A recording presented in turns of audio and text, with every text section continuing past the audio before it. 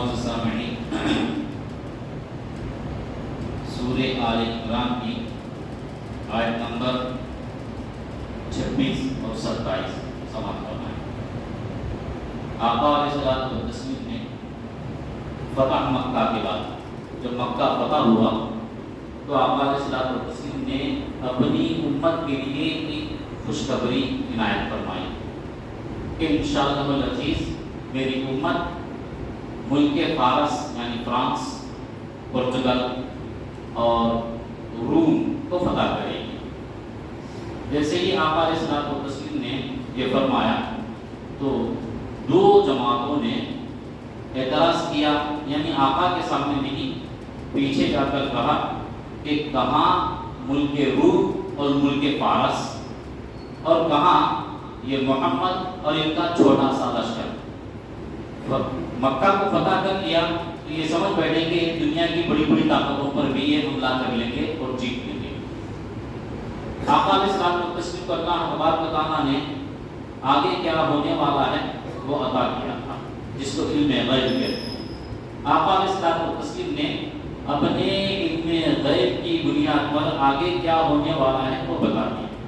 تو اعتراض کرنے والی قوم کافر نہیں تھے، اعتراض کرنے والی قوم یہودی اور دوسری قوم منافق۔ یہ منافق کون ہے؟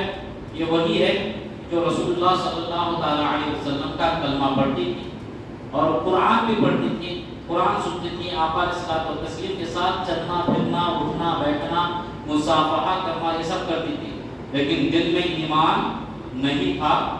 تو کہنے لگے کہاں ملک فارس اور روم اور کہاں یہ محمد اور ان کا لشکر چھوٹا سا۔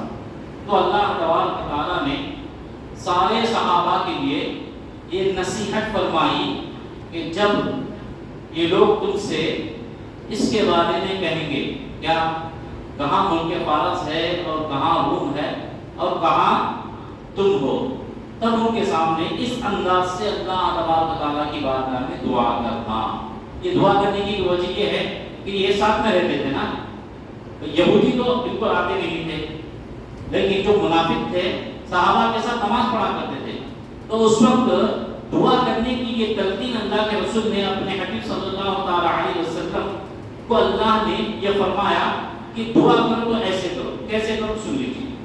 قل اے محبوب صلی اللہ تعالی علیہ وسلم آپ فرما دیجیے، دعا کرنے کی تربیت اللہ کے رسول فرما رہے ہیں۔ اللہم اے ہمارے پروردگار، مالک الملک کی، اے بادشاہت کے پروردگار، اے بادشاہت کے مالک۔ بادشاہ نہیں ہے، بادشاہ کو جو بادشاہت دی جاتی ہے اس بادشاہت کا یہ مالک ہے۔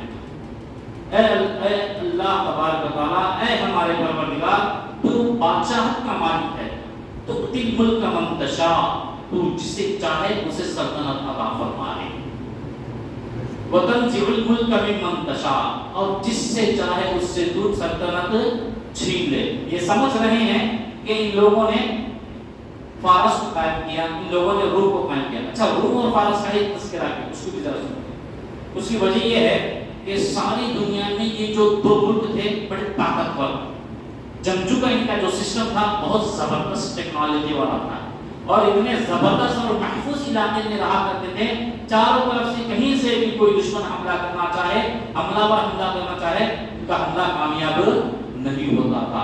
تو ان کی تاریخ رہی، 300-400 سالہ تاریخ رہی ہے کہ ان کے دلوں پر کوئی حملہ نہیں کر سکا۔ تو آقا علیہ الصلوۃ والتسلیم نے فرمایا یہ دو مسلمانوں کے ہاتھوں میں آئیں گے، تو یہ استہزاء کرنے لگے، مذاق کرنے لگے۔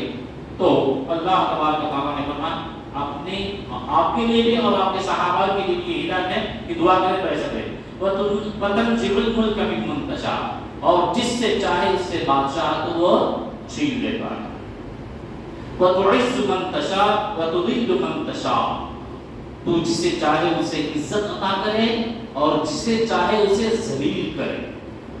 بِیَدِکَ الْخَیْرُ، ہر قسم کی بھلائی، ہر قسم کی نیکی تیری ہی دست قدرت میں ہے۔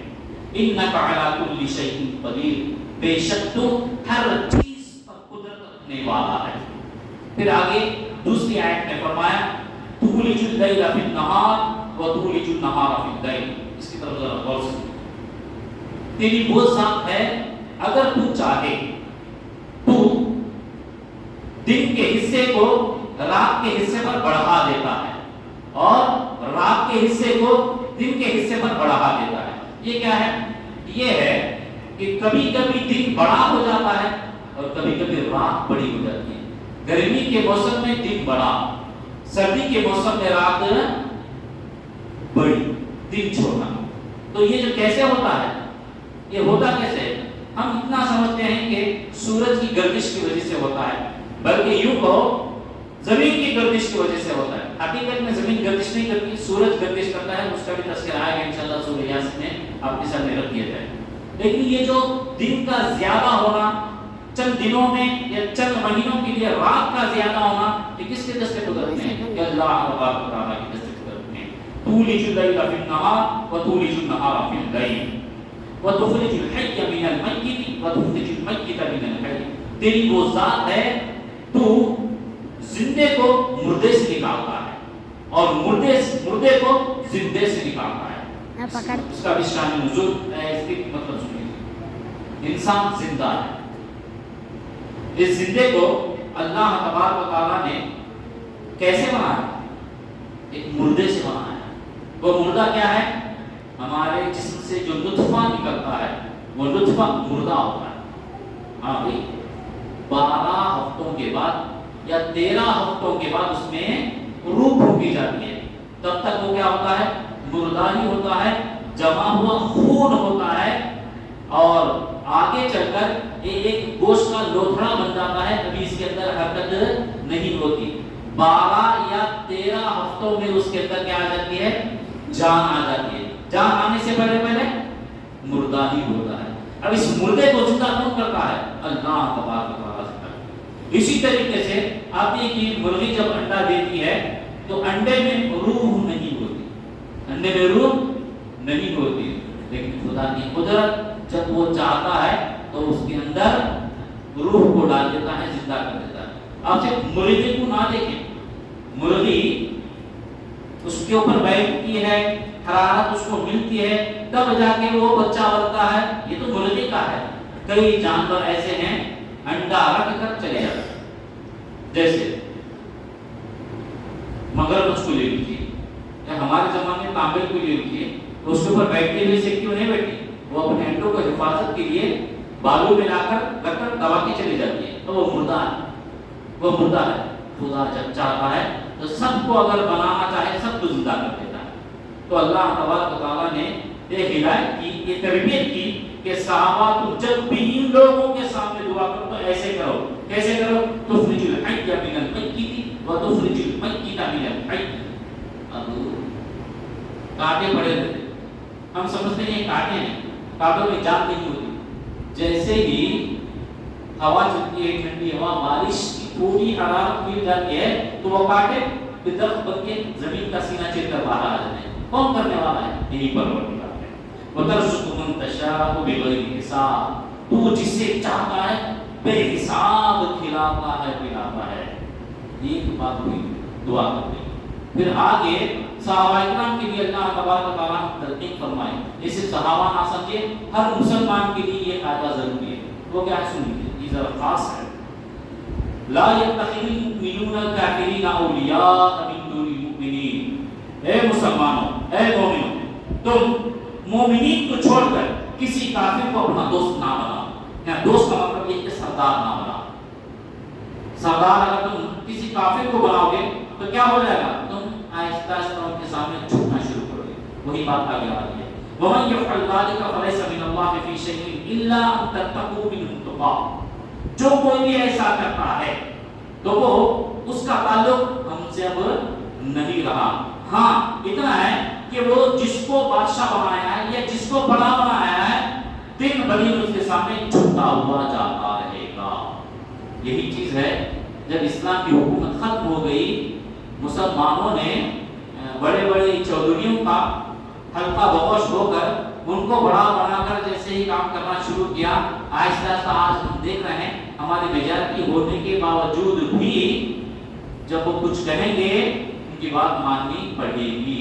اگر ہمارا کوئی حصہ جا رہا ہے وہ فیصلہ کرنے کے لیے بیٹھ گیا، ٹھیک ہے 10 ایکڑ زمین ہے، 8 ایکڑ میں تجھے دلا دوں گا، 2 ایکڑ مجھے دے دینا ہے، حق تیرا ہے، مالک تو ہے، زمین تیری ہے، لیکن اس کو سردار بنانے کی وجہ سے آہستہ آہستہ وہ جو چاہے گا وہ تجھ سے کرے گا اور تو اس کے سامنے جھکتا چلا جائے گا، ڈرتا چلا جائے گا۔